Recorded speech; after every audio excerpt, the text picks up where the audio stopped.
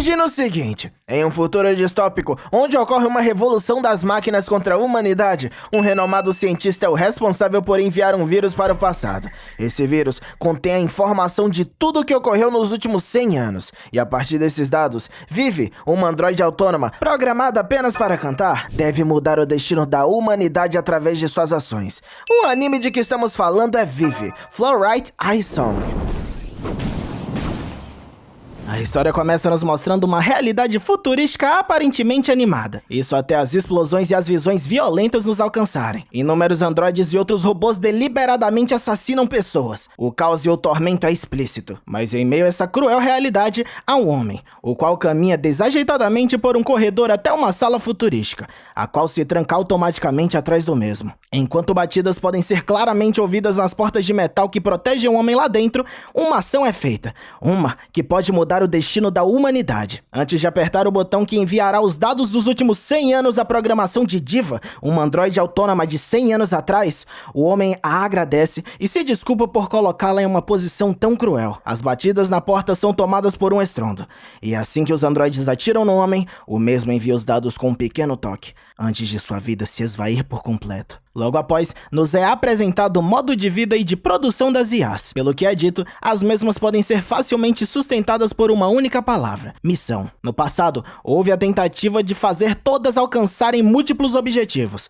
o que na verdade só ocasionou a todas as IAs serem incapazes de fazer uma coisa boa sequer. Aprendendo com os erros, a humanidade decidiu que a melhor forma de solucionar isso era dando apenas uma missão a cada IA, facilitando as coisas para ambos os lados. Nesse contexto, surge Diva, a qual logo se mostra ter a missão de, com suas melodias, deixar todos felizes. Mas, ao mostrar ao público que a estava assistindo, logo se percebe que a mesma não está fazendo muito sucesso. Entretanto, há uma única garota que bate palmas para a Diva. Seu nome é Momoka. Ela prontamente faz críticas construtivas sobre a apresentação de Diva e a elogia como cantora. Isso, enquanto uma IA ao fundo, que apenas se comunica por alto-falantes, diz que Diva não parece estar nem se esforçando. O nome dessa IA é Nave. Momoka, sendo simpática com Diva, apenas diz que a mesma possui um coração gentil e que se ela aprendesse a colocar o coração dela nas músicas, ela de fato seria capaz de alcançar um público maior e encantar as pessoas com a sua bela voz. Logo após, Momoka mostra a Diva um pequeno livro infantil,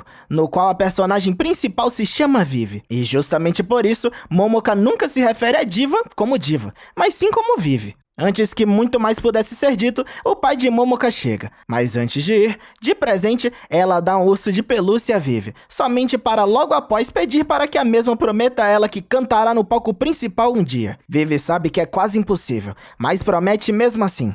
Momoka sorri e vai embora. Há uma positividade em Vivi. Embora a Nave ria de seus sonhos e reflita sobre como, de qualquer forma, Vivi é apenas mais uma IA, uma que nunca seria capaz de fato, colocar o coração em algo. Independentemente, Vivi precisa cantar mais uma canção, e só faz caminhar até o palco, somente para ser bombardeada com informações, gritos, grandes acontecimentos, tudo parece a invadir e logo a faz desmaiar. Vivi acorda no que aparenta ser uma sala de aula. O local é apresentado como banco de dados de IAs, ou Archive. Segundo a voz do Archive, circuitos de acionamento do corpo de Vivi tiveram algum tipo de falha. Vivi pergunta ao Archive quanto tempo demorará para ela se recuperar. Porém, nenhuma resposta vem. Vivi está prestes a perguntar de novo, quando a mesma é surpreendida com uma súbita aparição de um pequeno cubo. O mesmo começa a flutuar e tagarela sem parar, falando sobre coisas úteis e inúteis. E até mesmo prevê facilmente que Vivi pediria para que ele fosse removido pelo Archive. Vivi segue insistindo em pedir ajuda ao Archive. Mas o cubo, num tom irônico, revela ter a desconectado de qualquer contato direto com o Archive, o que significa que ela terá que ouvi-lo, queira ou não queira. Ele então decide se apresentar com o nome de seu criador, Matsumoto, e revela que veio de 100 anos no futuro, e que seu objetivo, em resumo, é se juntar a Vivi para destruir todas as IAs, em ordem de impedir que aconteça a revolução das máquinas. Posteriormente, Vivi acorda em um laboratório. Um homem, já de idade, foi quem realizou a manutenção da mesma. E ele diz que, ao que aparenta, não há nada de errado com Vivi.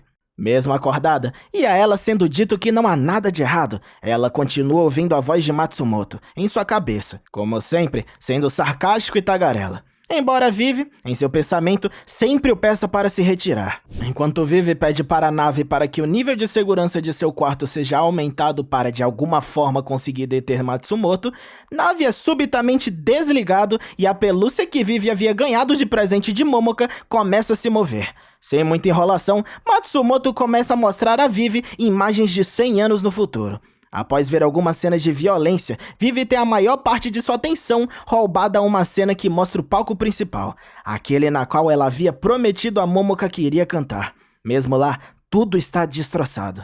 Vivi permanece imóvel por um tempo, mas logo se volta contra Matsumoto e o pede para se retirar, dizendo que tudo que ele mostrou é edição. Vivi, incomodada, tenta segurar Matsumoto, mas não importa o quanto tente, Matsumoto continua fugindo. No dia seguinte, Matsumoto segue Vivi, tentando a convencer sobre tentar salvar o mundo com ele e tals. Ela insiste que não o fará, e diz que sua missão é fazer as pessoas felizes cantando, nada mais. Matsumoto, agora sendo sincero, diz que ele também tem uma missão, e que essa é mudar o futuro junto a Vivi, o que significa que não há chances dele recuar. Para convencê-la de fato a fazer o que ele diz, Matsumoto decide fazer um pequeno jogo. Caso o que ele dirá realmente aconteça na hora que ele prever, Vivi deverá seguir tudo o que ele diz, já que ele, de uma vez por todas, terá provado que sabe sobre o que de fato ocorrerá no futuro. Ele então diz que às 11 horas, um homem terá os ossos quebrados e a pele queimada, mostrando que em uma lata de lixo há explosivos. Vivi ainda tem tempo para impedir isso,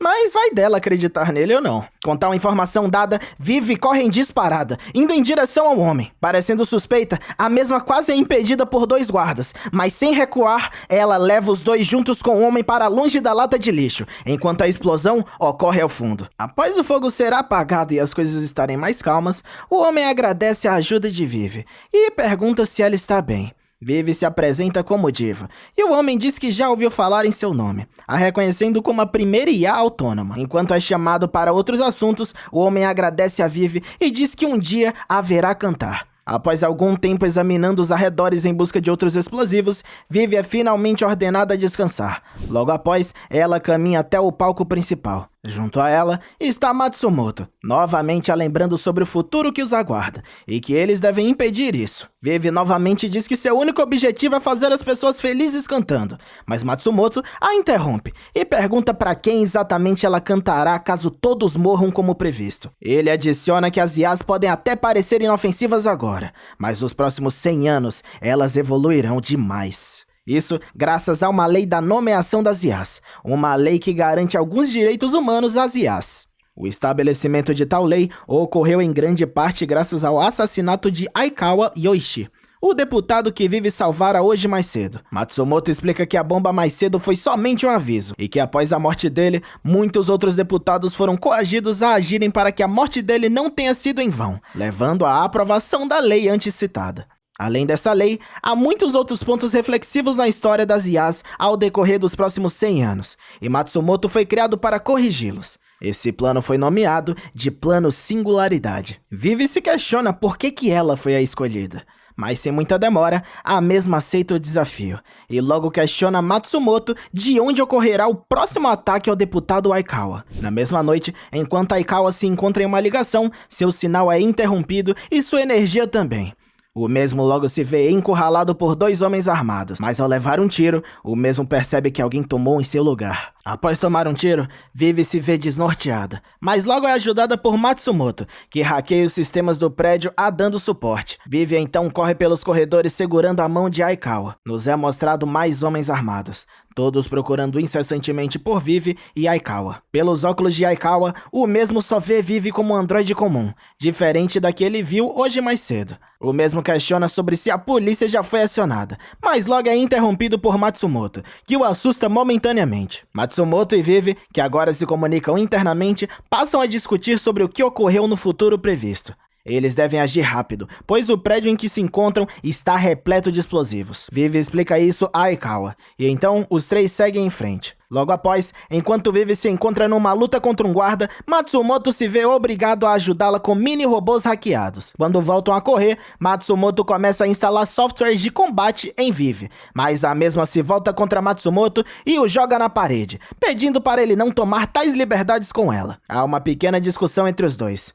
Vivi acredita que Matsumoto esconde muito dela, e o mesmo confirma que sim. O motivo? Ele ainda não confia nela totalmente, e a missão dele é mudar tudo, então ele definitivamente não abrirá o jogo de repente. Antes de tudo, Vivi deve se demonstrar verdadeiramente útil. Tal conversa é interrompida pela chegada de mais guardas. É então que é atirada em Vivi uma bala lógica, que logo a incapacita completamente. Um homem com um visor tecnológico se aproxima de Aikawa e com um tiro o neutraliza. Ele então envia uma mensagem para seus subordinados de que a missão deu certo. Porém, para surpresa de todos, o sistema novamente se demonstra ter sido hackeado. O homem com um visor futurista, ao tirar seu visor, nota que o sangue em seu pé havia sumido. Vivi, Aikawa e Matsumoto estavam bem. Matsumoto havia apenas hackeado os óculos dos soldados e dado a eles imagens violentas, enquanto eles apenas fugiam. Os três seguem em frente, caminhando até uma das saídas. Homens armados estão quase os pegando, quando Matsumoto ativa uma grande explosão, uma que despeja destroços por todo o prédio. Os três já podem ir embora, mas antes que o façam, uma parte do teto desmorona contra um dos homens armados. E Vivi, cumprindo sua missão de deixar todos felizes, não consegue deixar o homem morrer, o salvando de imediato. Tiros começam a ser disparados, todos vindo da saída antes planejada. Matsumoto então lembra da pergunta de Vivi sobre o porquê dela ser a escolhida para executar tal plano. O motivo disso é o fato dela ser a única IA autônoma que se manteve intacta nos últimos 100 anos. Nada mais. Sobre o objetivo dela de fazer todos felizes? Isso é idiotice. Até porque foi por causa disso que eles falharam. Antes de terminar sua fala, Vivi o interrompe, pedindo a ele para retirar tudo o que ele havia dito. Ela acrescenta que para uma IA, mal importa por quanto tempo operam, mas sim sobre como elas o fazem. Vivi então se ergue dos escombros, se ferindo ainda mais. Logo após, ajuda a Aikawa a se erguer. Mais do que isso, ela pensa em um plano. Logo, os três estão correndo até o topo do prédio. Seu objetivo? Explodir o prédio em que estão e cair no prédio ao lado, um que está completamente vazio. No topo do prédio, Vivi segura a mão de Aikawa. Os dois seguem correndo enquanto tudo desaba. Aikawa cai em segurança em um dos andares, enquanto Vivi, sob o luar, efetua um salto impressionante em direção ao mesmo. Após o ocorrido, os dois se encontram em um beco, Aikawa agradecendo a ela por ter o salvo. Na despedida, Aikawa reflete sobre as palavras anteriores de Vivi. Não é sobre por quanto tempo vivemos, mas sim sobre como vivemos. Matsumoto e Vivi caminham juntos, os dois chegando até uma colina de onde pode ser vista toda a cidade. Os dois olham para Arayashiki, uma enorme torre de rádio para comunicações sem fios, utilizados por IAs. Em 100 anos, essa torre se tornará colossal, sendo impossível ver o topo dela daquele local. Vivi, durante esses 100 anos, deve impedir que aquela torre cresça. Ela e Matsumoto dão as mãos, prometendo seguir a missão.